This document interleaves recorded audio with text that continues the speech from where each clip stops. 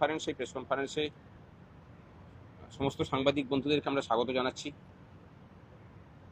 আপনারা জানেন যে পশ্চিমবঙ্গের বুকে একদম প্রথম বলতে গেলে সমস্ত স্তরের কর্মচারীদেরকে ঐক্যবদ্ধ করে সমস্ত দল রাজনীতির ছোঁয়া চেরিয়ে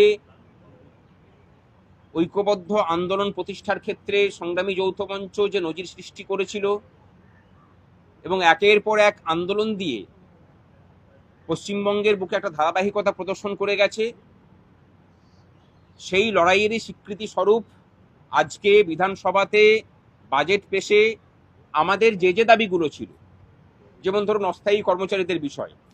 আমরা জানি যে সমস্ত স্তরের অস্থায়ী কর্মচারীদেরকে স্বার্থ রক্ষা করা যায়নি, যাদেরকে যায়নি তাদেরকে নিয়ে আমরা আলাদা করে সরকারের দৃষ্টি আকর্ষণ করার চেষ্টা করব এবং আশা করি সেগুলো সমাধান হবে।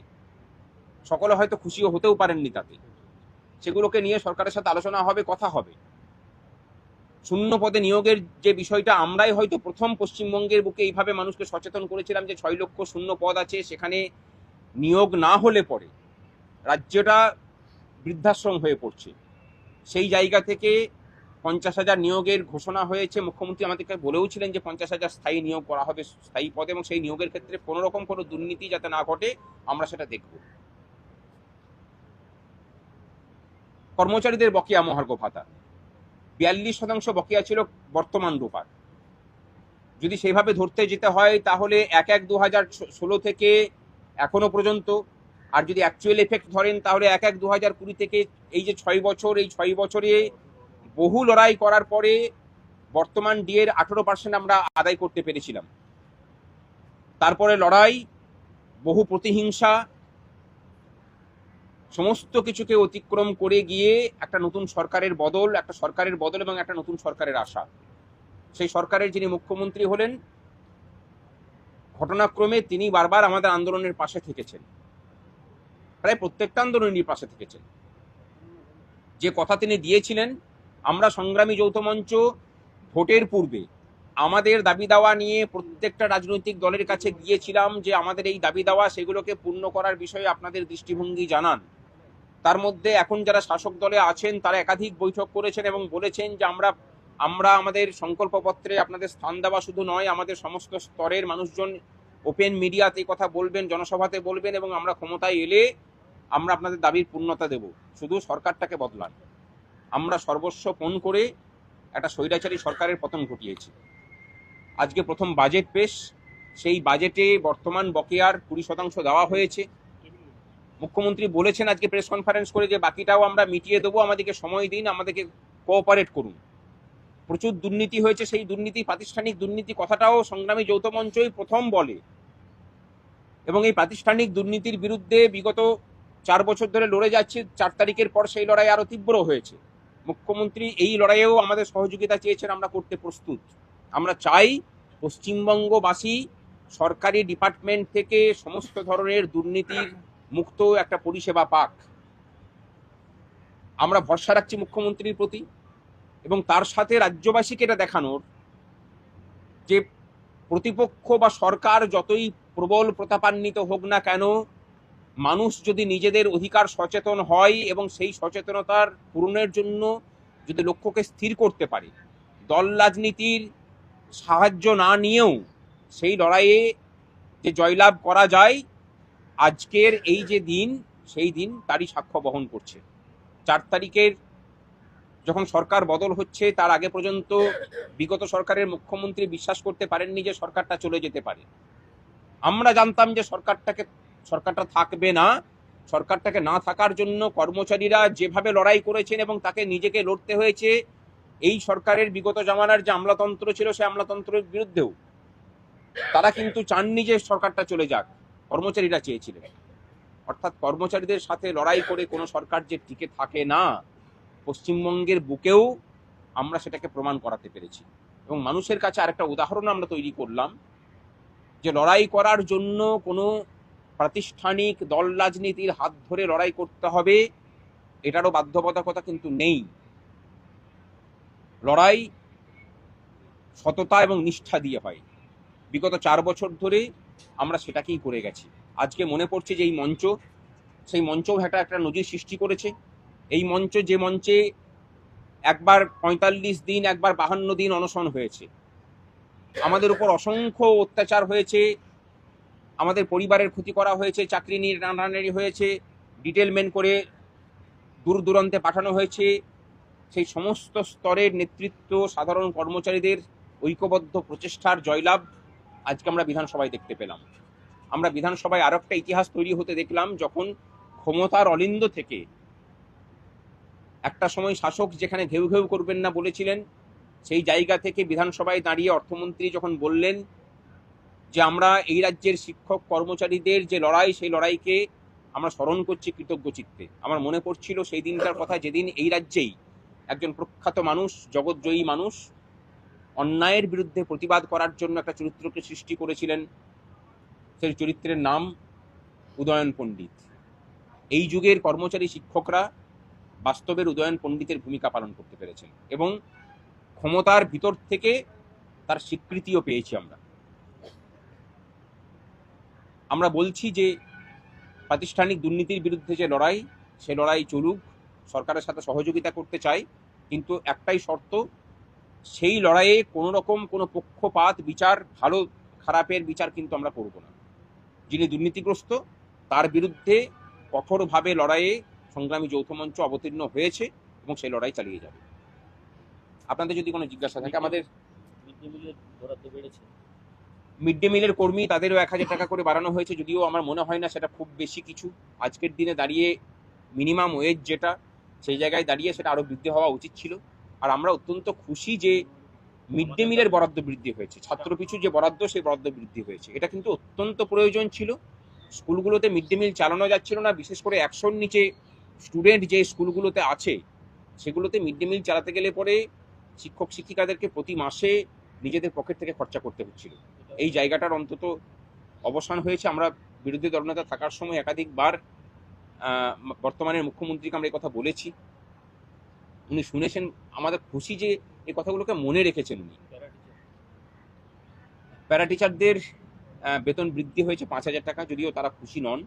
আমরা বলবো যে এই বিষয়টাতে, যেহেতু তারা কেন্দ্রীয় প্রজেক্টে নিযুক্ত, সমগ্র শিক্ষা মিশনের সাথে যুক্ত সমস্ত স্তরের কর্মচারীদের অন্যান্য রাজ্যে যে বেতন পান, সেই বেতনই পাওয়া উচিত। কেন্দ্রীয় প্রকল্পে যারা যুক্ত আছেন, মানে সেই বেতনটা তাদেরকে দেওয়ার অনুরোধ সরকারের কাছে করব।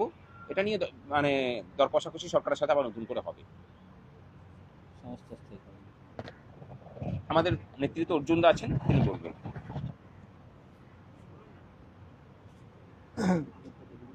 সংগ্রামী যৌথ মঞ্চ তার ৪ বছরের নজিরবিহীন লড়াইয়ের মধ্যে দিয়ে দেখিয়ে দিল যে দলমত নির্বিশেষে সরকারি কর্মচারী শিক্ষকদের ঐক্য শেষ অবধি জয়যুক্ত হয়। ২০% এটা একটা বড় অঙ্ক নিঃসন্দেহে, তবে সেটা অক্টোবর না হয়ে জুলাই থেকে হলেই হয়তোবা আমরা আরও বেশি খুশি হতাম। কিন্তু আমাদের লড়াই এটা দেখিয়ে দিয়েছে যে বিগত সরকার যেরকম কোনো অর্থেই মহার্ঘ ভাতা প্রদানের ক্ষেত্রে কোনো পদক্ষেপ গ্রহণ করত না, কিন্তু এই সরকার আমাদের লড়াইকে স্বীকৃতি দিয়ে তারা এই ২০% মহার্ঘ ভাতা ঘোষণা করেছে। তবে আমাদের সংগ্রামী যৌথ মঞ্চের দাবি ছিল এআইসিপিআই অনুযায়ী সমস্ত বকেয়া মহার্ঘ ভাতা মিটিয়ে দেওয়ার। তো এই ২০% কিন্তু এআইসিপিআই অনুযায়ী হয়নি। আমরা আশা রাখবো যে ভবিষ্যতে এই সরকার এআইসিপিআই অনুযায়ী আমাদের বকেয়া মহার্ঘ ভাতাগুলো মিটিয়ে দেবেন এবং ষষ্ঠ বেতন কমিশনের যে বকেয়া রয়েছে, সুপ্রিম কোর্টের রায় অনুযায়ী ৮ থেকে ১৯-এর যে বকেয়া, সে বকেয়াও এই সরকার মিটিয়ে দেবেন বলেই আমরা সরকারের কাছে দাবি রাখছি। এবং তার সাথে সাথে এটাও বলার যে অনিয়মিত কর্মচারীরা দুটি উদাহরণ দেব। জল জীবন মিশনের যে পাম্প ভালভ অপারেটররা রয়েছে এবং যারা জলসম্পদ দপ্তরে অত্যন্ত উচ্চ মেধার এবং যাদের মাস্টার ডিগ্রি রয়েছে, এরকম যারা ল্যাবরেটরি অ্যাসিস্ট্যান্ট রয়েছে, তাদের বেতন বৃদ্ধি এবং পশ্চিমবঙ্গের বিভিন্ন হাসপাতালগুলোতে যে কন্ট্রাকচুয়াল লিফটম্যানরা রয়েছে, এই যাদের বললাম তারা সকলেই ঠিকা ভিত্তিতে নিয়োজিত, তাদের বেতন বৃদ্ধি, সমকাজে সমবেতনের যে প্রতিশ্রুতি সরকার দিয়েছেন বা ক্ষমতায় আসার আগে তারা যে বিরোধী দল হিসাবে যে প্রতিশ্রুতি দিয়েছিলেন, আমরা আশা করব তারা সেই প্রতিশ্রুতি রক্ষা করবে। প্রতিশ্রুতি যদি রক্ষিত হয় তাহলে ছায়ার সঙ্গে লড়াই করে কেউ গাত্রে ব্যথা করে না, কিন্তু প্রতিশ্রুতি যদি রক্ষিত না হয়, সংগ্রামী যৌথ মঞ্চ যে লড়াই শুরু করেছে সেই লড়াইয়ের ধারাবাহিকতা সে বজায় রাখে। ধন্যবাদ। আপনাদের কিছু যদি প্রশ্ন থাকে আমরা মনে করি যে এটা তুলনা করতে হবে যে 10 মানে 2016 বা 2019 থেকেও যদি আমি ধরি, রোপার পর থেকে 72 মানে 6 বছর 6 মাস মানে 78 মাসে যেখানে 18% ডিএ বৃদ্ধি হয়েছে, সেখানে এই 44 দিনে সরকার শপথ গ্রহণ করার পরে 44 দিনের মধ্যে যে 20% দিয়ে ঘোষণা করেছে, সেইটা আমরা আমাদের কর্মচারীর কাছে একটা সম্মানজনক মনে করি। এবং এই 20% একসঙ্গে দিয়ে ঘোষণা আমার মনে হয় এই রাজ্যের ইতিহাসে একটা ঐতিহাসিক ব্যাপার। এরকম কোনো সরকার আগে কখনো বলতে পারবে না যে এইভাবে একসঙ্গে এক লপ্তে 20% দিয়ে ঘোষণা করেছে সরকার গঠনের 44 দিনের মধ্যে। এবং এইটাতে আমরা আশা জাগ্রত হয়েছে আমাদের কাছে যে আমাদের সম্পূর্ণ দাবি কেন্দ্রীয় হারে সেই সরকার চললে আমরা জানি অর্থনৈতিক সংকটের কথা, আমরা রাজ্যের মানুষের স্বার্থ সবার কথা জানি। হ্যাঁ, সেই জায়গা থেকে আমরা সরকারকে সময় দিয়ে, যেটা জানুয়ারি বা যখন যেটা বলেছেন ঠিক সময় আমরা এই সরকার সেই বিশ্বাসটা অর্জন করেছে যে আমাদের দাবি পূরণ করবে। আমরাও সরকারের সঙ্গে সহযোগিতা করব এবং কেন্দ্রীয় হারে যে ডিএ এবং বকেয়া যেগুলো বাকি আছে সেগুলো ধীরে ধীরে মিটবে। এবং আমাদের সঙ্গে যে অস্থায়ী কর্মচারী এবং যে চাকুরি প্রার্থী, তারা যে দীর্ঘদিন ধরে চাকরি পাচ্ছে না, 50,000 কথা বলেছে, এবং সেটা যেন যত শূন্য পদ আছে সব শূন্য পদেই যাতে পূরণ হয় এবং যা কেন্দ্রীয় হারে যাতে সমস্ত অস্থায়ী কর্মচারীরা পায় এবং যারা যোগ্য তার যেন স্থায়ীকরণ হয়, এই জায়গাটা আমরা দাবি রেখেছিলাম আমাদের 3টে দাবির মধ্যে। আমরা সেই দাবির সঙ্গে এখনও আছি এবং সরকারের সঙ্গে আমরা সেটা সরকারকে বোঝানোর চেষ্টা করেছি। আমরা সরকারের সঙ্গে কথা বলবো, সহযোগিতা করব। আগামী দিনে যেটা পূরণ হয়, সরকার যে রাস্তায় গেছে, যে একটা ঐতিহাসিক 20% দিয়ে ঘোষণা, যেটা কোনো সরকার করতে পারেনি এত আর্থিক অসুবিধার মধ্যেও, আমরা আশা করি এই সরকার সেই দাবিগুলো আমাদের পূরণ করবে।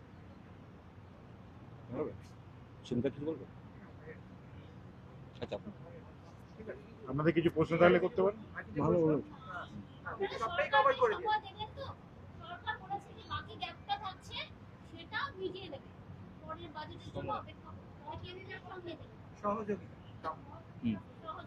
পরের বার যেহেতু ফেব্রুয়ারি, ঠিক আছে। দেখুন, মানে মুখ্যমন্ত্রী কথাটা বলেছিলেন যে আমরা একদম আপডেট করে দেবো। আমরা বলছি যে আপডেট করুন, তার সাথে সাথে কেন্দ্র এর মাঝখানে যেমন ভাবে ঘোষণা করবে আপনাকে এআইসিপিআই মেনে সেভাবেও দিতে হবে। আর পুরনো যে সুপ্রিম কোর্টের নির্দেশ মতো বকেয়া মেটানোর যে কথা ছিল, সেই মেটানোটা কিন্তু সবাই পাননি। বিশেষ করে গ্রান্টিন এইড কলকাতা স্থিত ব্যাংকগুলো থেকে যারা পেনশন পান তারা পাননি। ওয়ার্ক চার্জ এমপ্লয়ি, পুলিশের যারা হোমগার্ড আছেন, তাদের বিষয়টা এবার মুখ্যমন্ত্রী দেখুন। কারণ বৈঠকে এই ব্যাপারটা আলোচিত হয়েছিল যে কারেন্ট ডিওটা দেওয়ার পরে আমরা এই বিষয়টাকে নিয়ে ভাববো। সুতরাং এই বিষয়টাকে আমরা মাথায় দিলাম আর কি। যদিও জানি যে এই বিষয়টা তার মাথাতে আছে, আমরা আবার এটাকে নিয়ে মুখ্যমন্ত্রীর কাছে দরবার করব এবং যেসব ক্ষেত্রগুলো বাদ পড়ে গেল আমরা সেগুলোকে নিয়ে নতুন করে আবার মুখ্যমন্ত্রীর কাছে দাবি দাওয়া পেশ করবো।